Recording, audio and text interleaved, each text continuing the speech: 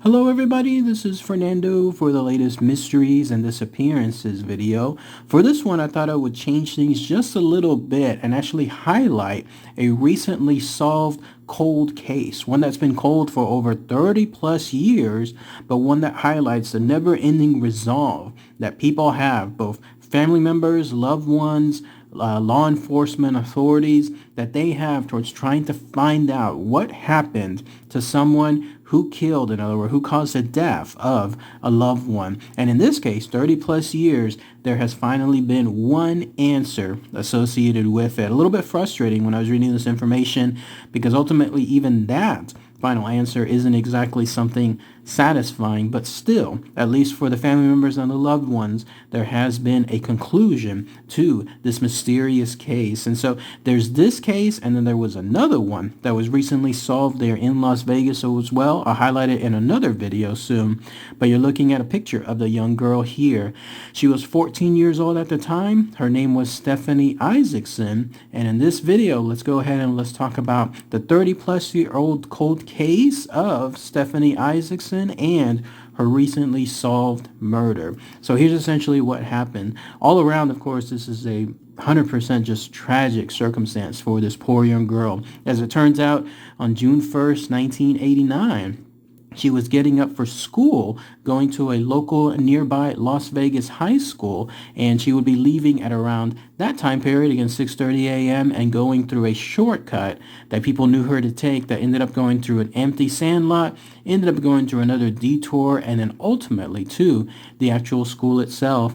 Of course, very sad, very tragically, that never occurred. When she was supposed to reach the school, which was called El Dorado High School, she never got there. None of the teachers found her. None of the students found her. She obviously had no one else that knew where her whereabouts were. And so her father decided to go ahead and check on things. Obviously, if by that afternoon, when no indication was of her presence, either there at home or anywhere else at school. And so he contacted officials. They told her she was never, ever there at the school that day. And so he finally decided to check with some friends. They didn't see her as well. And then that was it. He was ending up reporting her missing. And then shortly afterward, there was a huge, absolutely huge search done by the police and law enforcement there. It involved both a ground search and an air search. And they did so quite valiantly, like to try to see throughout the entire place. You could just imagine how it is there in Las Vegas now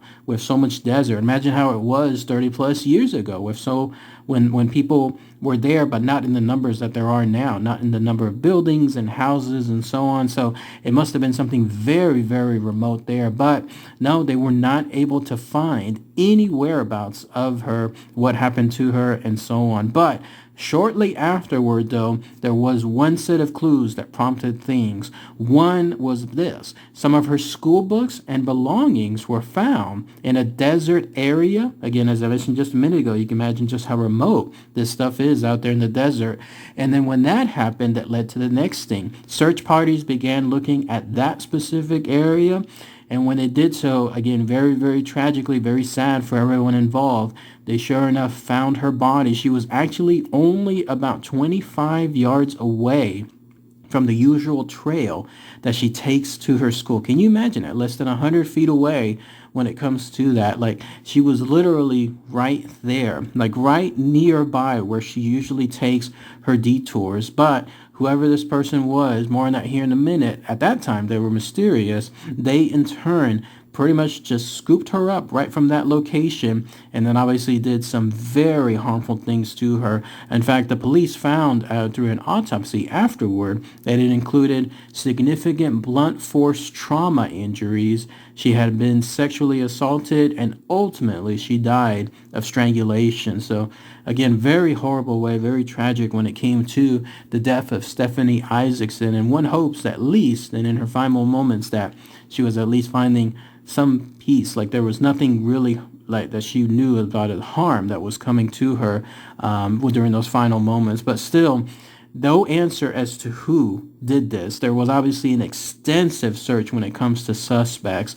In fact, it was starting from that very point going forward for years on end. That's when investigators decided to see what they could find out. They had some clues and they had some leftover evidence associated with her clothing and other items, but they wanted to see what they could find. And this was a big search. In fact, it ended up not just being there in Las Vegas, but ended up going to Washington State, ended up going to Ohio, and then even Texas, all the way over here to Texas to try to figure out what leads there were. But nothing could be found, which is insane when you think about it, because here you have a situation where this crime happened less than 100 feet from where she always went about on a normal daily basis from her home to her school, at least on weekdays, Monday through Friday type stuff. And yet, here you have a situation where this was happening and nobody could find out what was the suspect's name, who they were, where they were now, stuff like that. But cut to about 1998, and there were some efforts associated with this, especially when it comes to the DNA. That's when some forensic laboratory work was done, or at least attempted to see if there was some way to use that then current technology to find the answer. It did not create anything. So cut to a little bit later, 2007, and then that's when another examination was done, this time from some DNA found still on her shirt, and yet nothing was found. Now, this was uploaded to an FBI database, at least to try to get something, create some trail, even though there was no suspect found in there. At least it was to create some trail for future purpose.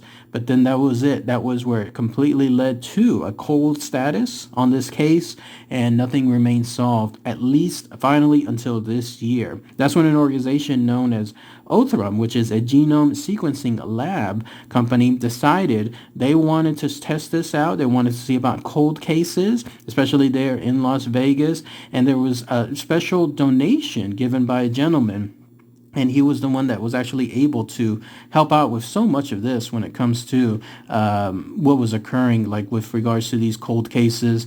This gentleman was able to do so.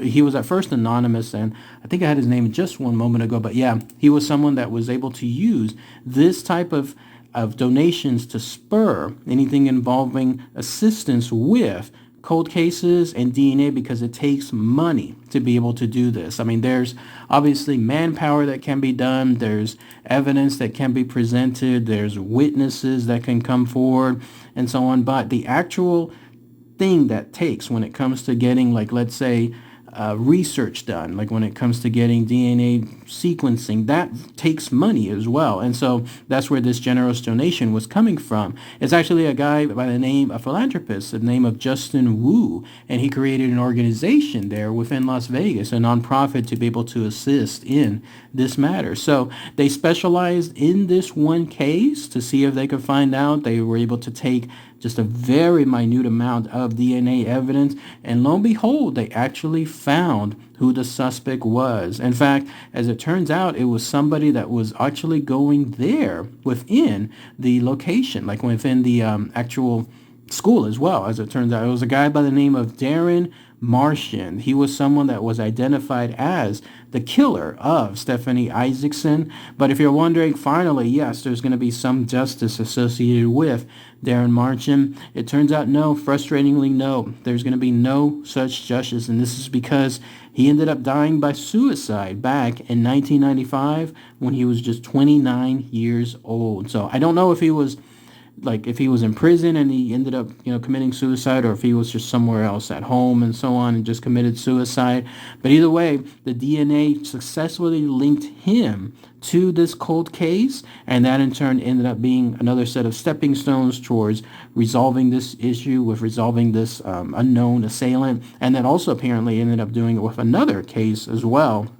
But yes, Darren Martian ended up being the actual killer of Stephanie Isaacson, and that at least again brought some closure for the father, and then also Stephanie Isaacson's mother, who was able to write in a statement there at the Las Vegas Metropolitan Police Department about this. She said, "I never believed the case would be solved, but I'm glad they found who murdered my daughter." So again, just wanted to highlight this special story here when it comes to mysteries and disappearances. cases. A lot of the ones I feature here obviously have no answer associated with them. Here, though, we finally do have something. 30 plus years, it took, again, the unmatching resolve of people to find out what happened when it comes to this case and what they did and how they successfully did so. They found out the answer. They found the killer, and then at least that helps bring some closure to this very tragic circumstance. But be on the lookout. I'm going to feature another story on this too. Another cold case, another one that happened for a good number of years, and how it was solved as well. Not just with the same company, but also with the same donation from Mr. Wu there in Las Vegas too. So, but if anybody has any more info, anything else I might have missed, then please post those comments below. What about those of you there in the Las Vegas area, particularly if you lived there in 1989 or so? Maybe you might have some more local info associated with this cold case and how it haunted that location for a while. Love to hear what your input is when it comes to that too. All right, everybody. Thanks again as always. Take care.